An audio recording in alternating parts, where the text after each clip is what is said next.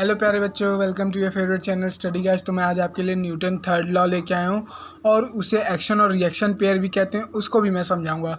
तो सबसे पहले ये न्यूटन का हम लोग ने फर्स्ट लॉ और सेकंड लॉ का डेरिवेशन भी लास्ट वीडियो में सीख लिया और क्या इनर्शिया होता है ये भी सीख चुके हैं। तो अगर आप में से किसी ने अभी तक वीडियो नहीं देखा है तो प्लीज़ पहले जाके वो वीडियो को देखिए, जिससे आपको ईजी हो और समझने में कोई प्रॉब्लम ना हो। तो अब देखिए क्या होता है Newton third law. If a body exert a force on second body, the second body by exert the equal and opposite force on the first body। अब मान लीजिए ये पेन है और ये मेरा हैंड है, इस पेन पे मैं ये फोर्स अप्लाई किया तो ये पेन उसी टाइम मेरे ऊपर भी अपना अपोजिट फोर्स अप्लाई किया, लेकिन मैंने उतना फोर्स अप्लाई नहीं किया था कि कुछ इफेक्ट मेरे हाथ में समझ आए, लेकिन इस पेन ने भी उतना ही फोर्स अप्लाई किया। अब देखिए फोर्स का क्या होता है, कई बच्चे ये नहीं समझ पाते हैं कि ये फोर्स किस डायरेक्शन में एक्ट करता है। तो इसी के लिए मैंने आपको दिखाया, ये जैसे देख सकते हैं, मान लीजिए ये मैंने ए बनाया,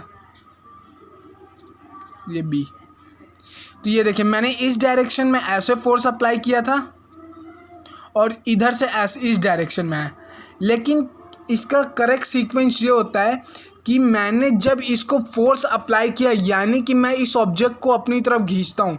जब आप ग्रेविटी चैप्टर में पढ़ेंगे तो आप देखेंगे न्यूटन थर्ड लॉ इस तरह एक्ट करेगा।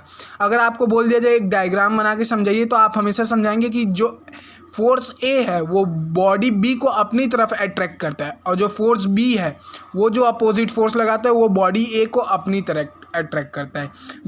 लेकिन अगर हम लोग देखते हैं कि मैंने तो इस तरफ फोर्स अप्लाई किया, लेकिन ये मेरा फोर्स अप्लाई करने का यहाँ पे मकसद क्या था कि ये पेन को मैं अपनी तरफ खींच सकूँ या फिर इसको दबा सकूँ। तो इसमें आप लोग कभी कंफ्यूज मत होइएगा।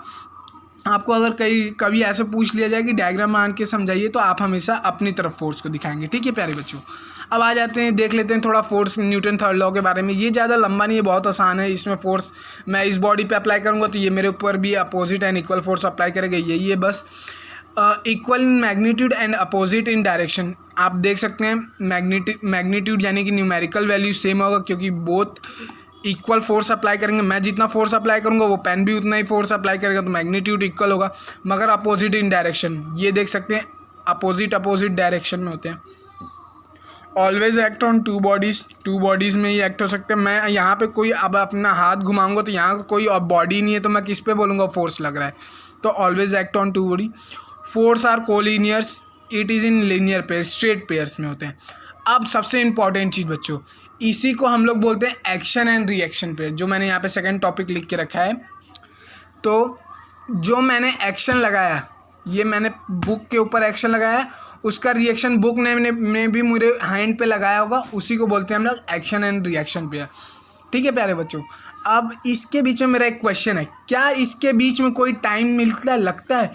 अगर मैंने इस बुक पे फोर्स लगाया था तो उसने भी मेरे हाथ के ऊपर फोर्स लगाया होगा, तो क्या उस फोर्स के बीच में टाइम लगता है? ये एक क्वेश्चन होता है। ये आपको आपके अगले टॉपिक मोमेंटम में समझ आने के मोमेंटम को, कंजर्वेशन ऑफ मोमेंटम समझने के लिए आपके लिए टॉपिक समझना इंपॉर्टेंट कि मैंने इस फोर्स को कॉपी पे लगाया, फोर्स ने मेरे ऊपर भी लगाया, वापस इस कॉपी ने मेरे ऊपर भी फोर्स लगाया, तो क्या उसके बीच में टाइम लगता है? क्या उसके बीच में टाइम लगता है? इन दोनों फोर्स के एक्ट और रिएक्ट करने के बीच में इसने इस पे लगाया तो इसने भी उसी तरह लगाया, तो इसका आंसर है टाइम वहाँ पे लगता है। यस, वहाँ टाइम लगता है, क्योंकि एक बार ऐसी बहुत साल पहले क्वेश्चन घुमा के ले दिया था कि क्या उसके बीच में टाइम लगता है, तो आप लिखेंगे यस, बट यहाँ पे लगेगा बट, क्योंकि ये इतना फास्ट रिएक्शन होता है, इतना fast taking place action and reaction pair होता है कि आप जिस फोर्स से तुरंत लगाए तुरंत वो भी लगाएगा, क्योंकि वहाँ बहुत ही नैनो सेकेंड्स का टाइम लगता है। इसलिए हम लोग यहाँ पे टाइम को हमेशा, यहाँ पे अगर आपसे पूछ दिया क्या उस बीच में टाइम लगता है तो आप लोग लिखेंगे यस, बट इट इज़ इन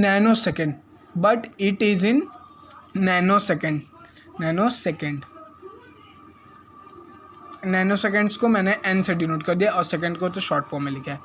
तो इसी के ऊपर इसको आप लोग और अच्छे से समझ जाएंगे जब मैं आपको नेक्स्ट टॉपिक आपका मोमेंटम समझाऊंगा। तो आई होप प्यारे बच्चों आज का वीडियो आप लोगों को पसंद आएगा, तो प्लीज़ वीडियो को लाइक कीजिएगा, शेयर कीजिएगा और अपने फेवरेट चैनल को लाइक सब्सक्राइब करना मत भूलिएगा। थैंक यू प्यारे बच्चों।